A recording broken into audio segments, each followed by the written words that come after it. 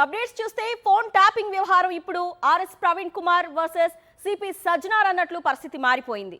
సజ్జనార్కు SIT చీఫ్గా ఉండే అర్హత లేదని, ఉమ్మడి రాష్ట్రంలో ఆయనపై 7 కేసులున్నాయంటూ తీవ్ర ఆరోపణలు చేశారు ఆర్ఎస్ ప్రవీణ్ కుమార్. ఈ ఆరోపణలపై తీవ్రంగా స్పందించిన సిపి సజ్జనార్ 2 రోజుల్లో కేసుల వివరాలను ఇవ్వాలని నోటీసులు పంపించారు. వివరాలు ఇవ్వకపోతే సిట్ వేస్తానంటూ సిపి స్పష్టం చేశారు. కాగా సజ్జనార్ నోటీసులపై ప్రవీణ్ కుమార్ ఇంకా స్పందించలేదు.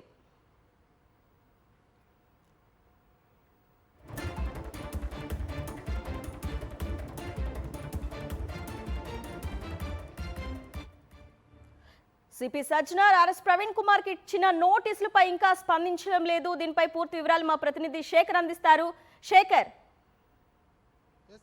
నిన్న తెలంగాణ భవన్ వేదికగా కేటీఆర్కు సిట్టు విచారణ వెళ్ళినటువంటి సందర్భంలో ఆర్ఎస్ ప్రవీణ్ కుమార్ అసలు సిట్టు విచారణ ఎట్లా జరుగుతుంది, సిట్టు ఫోన్ ట్యాపింగ్ వ్యవహారం ఎలా ఉంటుంది, ఫోన్ ట్యాపింగ్ నిబంధనలకు విరుద్ధంగా జరుగుతుందా, నిబంధనలకు లోబడి జరుగుతుందా, ఫోన్ ట్యాపింగ్ చట్ట ప్రకారం నిజమా, ఫోన్ ట్యాపింగ్ చేయొచ్చా చేయరాదా అన్నటువంటి విషయం మీద లీగల్ టర్మినాలజీ అట్లాగే పోలీస్ టర్మినాలజీ ఏదైతే ఉందో దాని మీద మీడియా సమావేశాన్ని ఏర్పాటు చేశారు.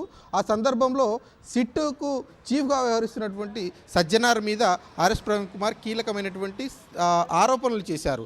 ఆ ఉమ్మడి రాష్ట్రంలో సజ్జనార్ మీద ఇదే ఫోన్ ట్యాపింగ్కు సంబంధించి చాలా వరకు కేసులు ఉన్నాయి. ముఖ్యంగా 7 కేసులు ఉన్నాయి. ఆయన సిట్టుకు చీఫ్గా ఉండడం హాస్యాస్పదంగా ఉంది. ఆయనకు అర్హత లేదు, అర్హత లేని వాళ్ళతో సిట్టు వేసి విచారణ చేపిస్తున్నారు అన్నటువంటి కామెంట్స్ ఆయన చేశారు. ఈ కామెంట్స్ మీద సిపి సజ్జనార్ నిన్న సాయంత్రం 7 గంటల తర్వాత స్పందించారు. ఆర్ఎస్ ప్రవీణ్ కుమార్కి నోటీసులు కూడా పంపించారు. చాలా కీలకమైనటువంటి వ్యాఖ్యలు ఆ నోటీసుల్లో చేశారు. నిరాధారమైనటువంటి వ్యాఖ్యలు చేయడం సరైనటువంటి పద్ధతి కాదు, చట్టపరమైనటువంటి క్రిమినల్ చర్యలు తీసుకుంటాను.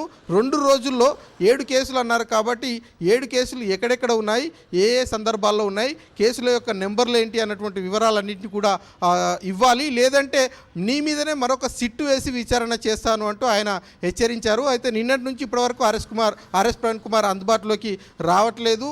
ఆ సిట్టుకు సంబంధించి సజ్జనార్ ట్వీట్ మీద కావచ్చు, అట్లాగే నోటీసుల మీద స్పందించలేదు. మరి చూడాలి, ఈరోజు రేపు ఈ 2 రోజుల టైం ఉంది కాబట్టి ఈ 2 రోజుల్లో ఆర్ఎస్ ప్రవీణ్ కుమార్ స్పందిస్తారా, స్పందిస్తే సజ్జనార్కు సంబంధించినటువంటి కేసుల వ్యవహారం మీద ఎలా వివరణ ఇస్తారు అన్నది చూడాల్సి ఉంటుంది. Shekhar, thanks for the details.